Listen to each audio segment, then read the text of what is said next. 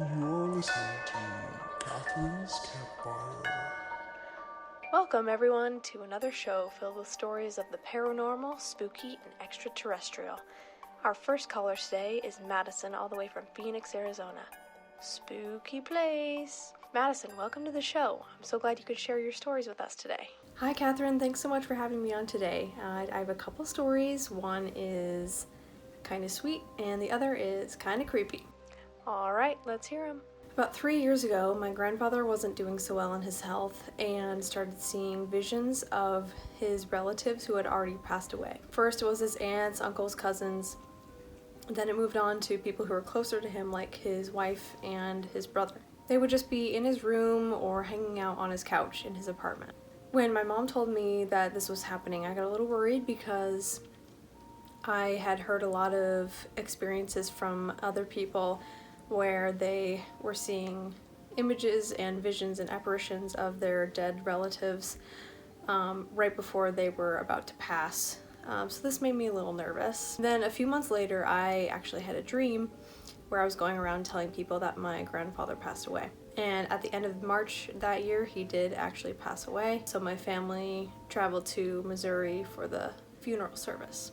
During the service, I sat in a pew at the end. I was the last person in the pew, but I left a little space in between me and the end of the pew just because I didn't feel so comfortable being that close to the casket. And in front of me was my uncle, who did the same thing. He wasn't sitting all the way at the end of the pew. He had a little extra space in between him and the end. And then on his left was his wife. So after the service was over, my grandfather on the other side of my family asked my uncle who the woman was who was sitting next to him, and he said, "Oh, that's my wife, Sandy." My grandfather, of course, said, "No, I saw her there, but I meant on the other side of you." And like I said, I was right behind my uncle. There was nobody to his right. There was an empty space, just like I had an empty space next to me.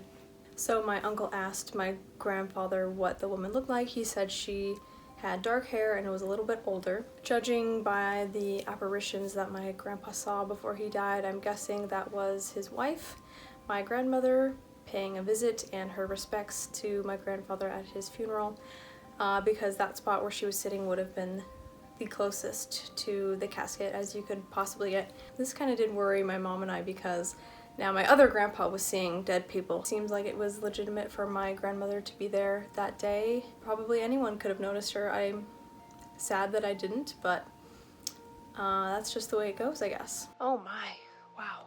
Well, I certainly hope your other grandfather's doing well, even after seeing an apparition. Oh yes, he's totally fine. Go ahead and tell us your next story. Okay, so in March, over spring break of 2017, that same year, actually, it's kind of weird, 3 friends and I planned a road trip from Wyoming to New Orleans. So I was with my friend Gabby and her boyfriend Richard and Gabby's sister Hannah. We got a hotel in Slidell, Louisiana, which is about 30 miles outside of New Orleans. And it was our second night there, so we all went to bed. We fell asleep with the TV on. I'm a super light sleeper, so I usually get up after a while to turn the TV back off if it's woken me up. But I awoke to something a little bit different this time. It was the weight of somebody sitting up on the bed. So I sit up and I look at Hannah, who's sitting at the edge of the bed looking at the TV, and then I look down to my right and there's Hannah asleep. Oh no. I know. So I look back at the end of the bed, and now I think that it's Gabby sitting there, because Gabby and Hannah look alike. They both have long blonde hair, and I can't see her face since she's looking towards the TV. I couldn't see over to the bed next to me to see if Gabby was lying there, but then I remembered that Gabby went to sleep with a black tank top on, and this girl was wearing a long black sleeve shirt. Oh. Yeah.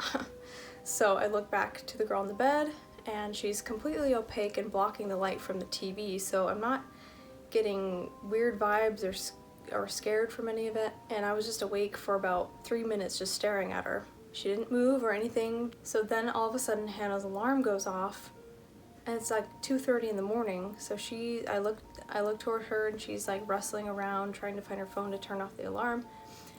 And she finds it, and then I look back toward the end of the bed, and the other girl is completely gone, disappeared. of course, don't know where she went. So I didn't know what else to do, so I turned off the TV and went back to sleep. In the morning, Hannah said she was really confused as to why her alarm went off and that she hadn't even set one at all. So I tried to tell them what I saw, but they did not believe me. Wow, what a story. Do you have any clue to what may have caused this? Well, if we were staying in the French Quarter or something, I would have just assumed that it was because New Orleans is a haunted place and we would have gotten some energy from there.